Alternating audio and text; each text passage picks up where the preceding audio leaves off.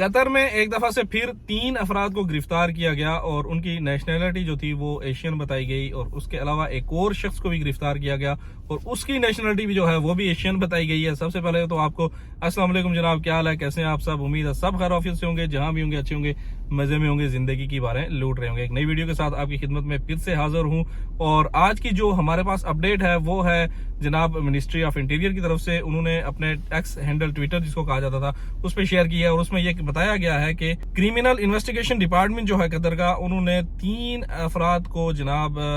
Arrest किया और इनकी एशियन नेशनलिटी थी और ये जो जुर्म था कर रहे थे वो था इनका वीजों का कारोबार और ये जो है वीजे फरोख्त कर रहे थे और उनके इवज ये यहाँ पे पैसे वगैरह या रियाल वगैरह ले रहे थे। और इसकी जो डिटेल थी उनमें से ये है कि यहाँ पे इनको जब पकड़ा गया, जो सर्च एंड फॉलोअप डिपार्टमेंट है उन्होंने जैसे उसको इन्वेस्टिगेशन की और वो इन्वेस्टिगेशन करने के इवज इसमें से 3 अफराद जो है वो यहाँ पर पकड़े गए और इन्होंने अपने जुर्म का जो है वो इतराफ जुर्म किया कि हमने ये जुर्म किया हुआ है और इनके कब्जे में से जनाब डॉक्यूमेंट्स वगैरह और मोबाइल, लैपटॉप्स और स्टैंप्स वगैरह जो हैं ये यहाँ पे बरामद की गई हैं। कतर के कानून के मुताबिक अगर कोई शख्स इस तरह के काम में मुलव्वस पाया जाता है तो उसके खिलाफ कानूनी चाराजोई की जाएगी और सख्त कानूनी कार्रवाई की जाएगी जिसमें कोई रियायत या छूट नहीं होती। और ये लोग जो थे इनको मालूम है, सब लोगों को पता है कि यहाँ पे इस तरह के जो कानून है वो सख्त है, लेकिन उसके बावजूद इस तरह की जब हरकतें करते हैं तो फिर बड़ा अफसोस होता है इनकी सोच पे और इनकी फिक्र पे। बहरहाल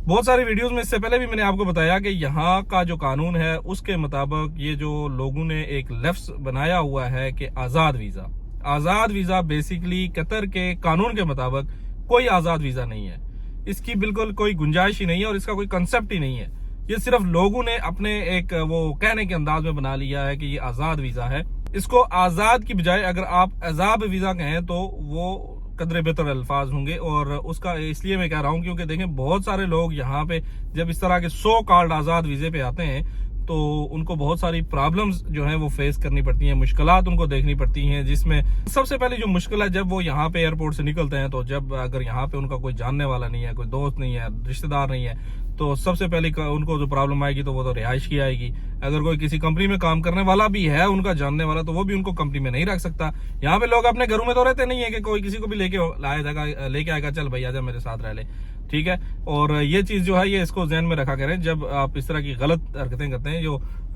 एक तो कानून की खिलाफ वर्जी कर रहे हैं और दूसरा ये चीज कर रहे हैं कि भाई हम जाके तो आजाद वीजे पे काम करेंगे। कोई आजाद वीजा नहीं होता है और यहाँ पे बहुत सारी मुश्किलात हैं। ये तो मैंने एक छोटी सी आपको बताई कि पहली पोजीशन में जब किसी का कोई जानने वाला नहीं है या किसी के पास कोई अपनी रिहाइश नहीं है, कोई ज्यादा प्रॉपर सिस्टम नहीं है, तो उसको सबसे पहली जो प्रॉब्लम फेस करनी पड़ेगी वो कमरे की होगी, उसके बाद खाने की है, उसके बाद आईडी की है, उसके बाद काम की है। काम मिलते ही नहीं है, लोग बेरोजगार बैठे हुए हैं बहुत सारे और बेरोजगारी काफी जोरों पे है। और काम वगैरह की सूरत हाल के लिए आपने बहुत सारे लोगों ने मुझे कमेंट्स किए थे कि काम कब तक खुल रहे हैं। मेरे भाई तीसरे महीने तक कतर के जो एक न्यूज मैंने पहले शेयर की थी कि तीसरे महीने तक, मैंने आपको उसमें भी बताया था और यहाँ पे जो बजट के हवाले से बात हुई थी उसमें तीसरा महीना जो है उस तक काम जोरों शोरों से शुरू हो जाएंगे। और अभी भी आप देखें अगर आप रूम से बाहर निकलें, थोड़ा इधर उधर घूमें तो काफी जगहों पे काम स्टार्ट है। अगर आपको काम की जरूरत है तो आप थोड़ा घूमे फिरे और बहुत सारी जगहों पे जाके काम बरा के तलाश कर सकते हैं। घर में या रूम में बैठे रहेंगे तो फिर आपको तो कोई भी लाके आगे काम तो नहीं रखेगा या आपको नौकरी पे तो नहीं रखेगा। हाँ, बहरहाल उसके लिए आपको थोड़ी मेहनत तो करनी पड़ेगी, उसके लिए घूमना पड़ेगा। चिड़िया की मिसाल ले लेंगे, सुबह घोंसले से निकलती है तो शाम तक अपना पेट भर के आ जाती है और वही मिसाल आपके लिए भी फिट होती है। क्रिमिनल इन्वेस्टिगेशन डिपार्टमेंट जो है जनाब कतर का, इन्होंने एक और शख्स को गिरफ्तार करने में ये कामयाब हुए हैं और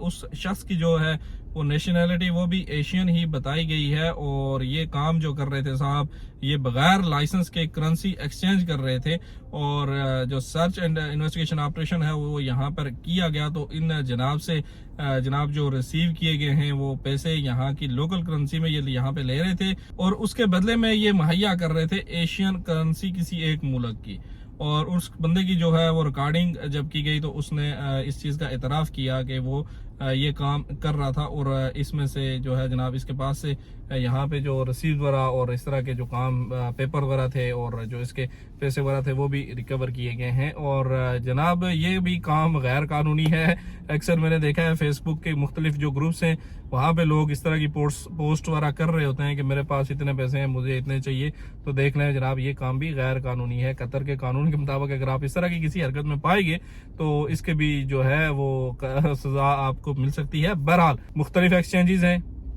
मुख्तलिफ बैंक हैं कतर में, उनमें जाएं और जो रेट है ऑफिशियल उसी रेट पे पैसे आपको चेंज कराने हैं, एक्सचेंज कराने हैं, वहां से कराएं। जो एक लीगल तरीका है, जो एक आसान कानूनी तरीका है, उसी को अपनाएं। और इस तरह के उल्टे कामों में पड़ते ही क्यों हो यार। और देख लो ये बंदे का हाल अब क्या हुआ है। तो बहरहाल तो ये वीडियो यहीं तक थी। अपनी दुआ में याद रखिएगा। अल्लाह हाफिज और खुदा पामान।